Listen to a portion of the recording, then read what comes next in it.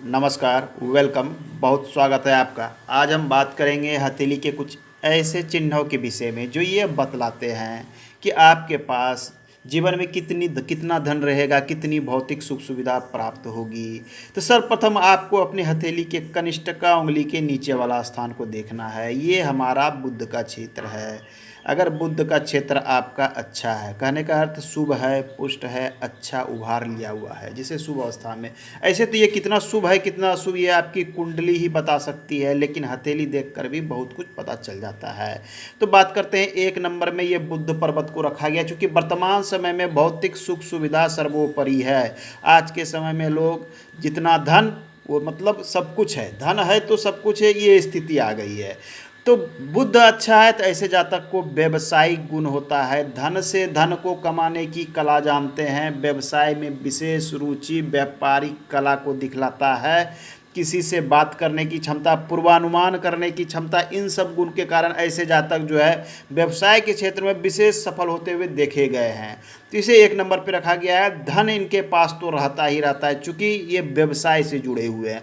दूसरे चिन्हों की बात करें तो आपको उसके बाद शुक्र पर्वत क्षेत्र को देखना है। शुक्र पर्वत ये है, ये जीवन रेखा से घेरा हुआ स्थान, ध्यान दें, यहाँ तक जो है शुक्र पर्वत का स्थान होता है। यह स्थान अगर आपका साफ सुथरा और निर्दोष है, बात पर ध्यान दें, कोई भी पूर्ण फल तभी देता है जब वो साफ सुथरा और निर्दोष हो। उस पर शुभ चिन्ह है तो ये अति शुभ है, लेकिन निगेटिव चिन्ह है तो आपके शुभ फल में कमी हो जाएगी।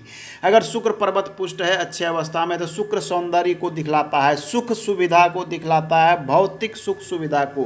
भौतिक सुख सुविधा का अर्थ होता है कि आपके पास कितने अच्छे घर होंगे, रहने के लिए कितना अच्छा जगह होगा, खान पान कितना अच्छा होगा, गाड़ी बंगले कितने होंगे, कितने गाड़ियाँ होंगी, इन सब चीज़ों को दिखलाता है। लग्जीरियस लाइफ, कहते हैं बहुत आराम पना जिंदगी, सुख सुविधापूर्ण, भोग विलास से परिपूर्ण, ऐसा शास्त्र में कहा गया है।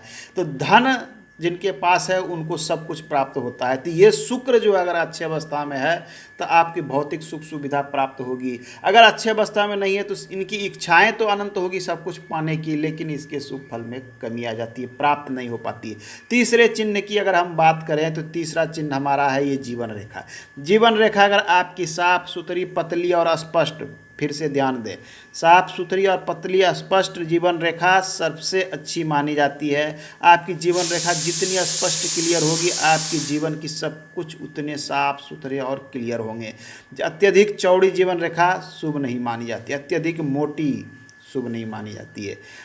जाली जाली नुमा सा, ग्रिल रूमा सा, इस ढंग की जीवन रेखा अच्छी नहीं। अगर आपकी जीवन रेखा पे निगेटिव चिन्ह मान लिया, इस प्रकार से कोई क्रॉस, इस प्रकार से इधर से इधर से इधर से कटिंग है, इस पे छोटे छोटे द्वीप, इसका अर्थ ये होता है कि जीवन में समस्याएं आपको लगी रहेगी, धन खर्च होते रहेगा, स्वास्थ्य संबंधी समस्या आपके साथ नहीं तो आपके फैमिली मेम्बर के साथ जितना धन आएगा वो सारा खर्च हो जाएगा। तो जीवन रेखा अगर बहुत अच्छी अवस्था में है तो आपके पास जीवन में सब कुछ प्राप्त होने की संभावना बनती है। तीसरे चिन्ह, चौथे चिन्ह की बात करें तो कनिष्ठिका उंगली को आप देखिए। कनिष्ठिका उंगली आपके अनामिका उंगली से अगर इस पार से ऊपर है तो ये अत्यंत शुभ स्थिति होती है। ऐसे जातक किसी भी कार्य करने में सक्षम होते हैं, हर कार्य में माहिर होते हैं। अकेले ऐसे होते हैं जो हर विषय के संबंध में ज्ञान रखते हैं, ये किसी भी क्षेत्र में खुद को ढाल लेते हैं, वहाँ सफल होते हुए देखे गए हैं। बात करें पांचवें चिन्ह की, अगर पांचवें चिन्ह की बात करें हम, तो सबसे पहले इसे, हालांकि ये चिन्ह की सबसे पहले मुझे बात करनी थी, हथेली की रंगत। हथेली की रंगत बहुत कुछ कहती है आपकी। अगर आपकी हथेली की रंगत लालिमा लिए हुए पिंक कलर का गुलाबी दिखे तो ऐसी हथेली सबसे अच्छी और सबसे अच्छी सुखदायक, भाग्य वृद्धिदायक मानी जाती है। क्योंकि हथेली की रंगत आपके विषय में बहुत कुछ कहती है। हथेली का रंग भद्दा होना, पीलापन लिए हुए होना, काला होना, सफ़ेद होना शुभ नहीं माना जाता है। हथेली अगर लालिमा लिए हुई होगी, पिंक कलर का होगा, ये सर्वोत्तम स्थिति होती है। ऐसे जातक को जीवन में सब कुछ प्राप्त होता है। बात करें छठे चिन्ह के विषय में, तो छठा चिन्ह होता है जब आप उंगली, अपने हथेली को बिल्कुल नॉर्मल अवस्था में रखते हैं, ध्यान दें इस प्रकार से, तो आपके उंगलियों के बीच में गैप नहीं बनना चाहिए। इन स्थानों पे बोल रहा है, यहाँ यहाँ यहाँ अगर आपके नॉर्मल अवस्था में गैप नहीं बनता है तो ये अपने आप में शास्त्र के अनुसार बहुत शुभ चिन्ह है।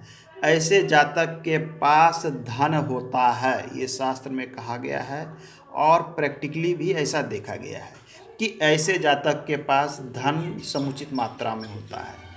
यहाँ तक कि धन आता भी है और स्टोर भी रहता है, मतलब धन जमा करने में सक्षम हो जाते हैं। तो उंगलियों के बीच में अगर गैप ना हो तो आपका धन आपके पास जमा रहने वाला। अगर अत्यधिक संख्या में गैप है तो इसका अर्थ है कि धन को आने में भी समस्या होगी। अगर बहुत हर एक प्रत्येक उंगली में आप बात कर लीजिए, प्रत्येक उंगली के बीच में गैप है तो धन को आने में भी समस्या होगी, या फिर जो धन आएगा वो खर्च हो जाएगा, या इतना कम धन आएगा जो आपके लिए परिपूर्ण नहीं है।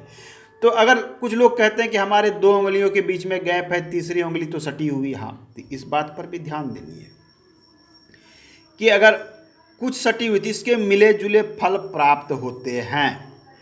हालांकि इसके विषय में कुछ कहा गया है कि अगर नॉर्मल अवस्था में एक उंगली से, तो प्रारंभिक जीवन में अगर 1 उंगलियों के बीच में गैप है तो प्रारंभिक जीवन में आपके पास धन नहीं रहेगा।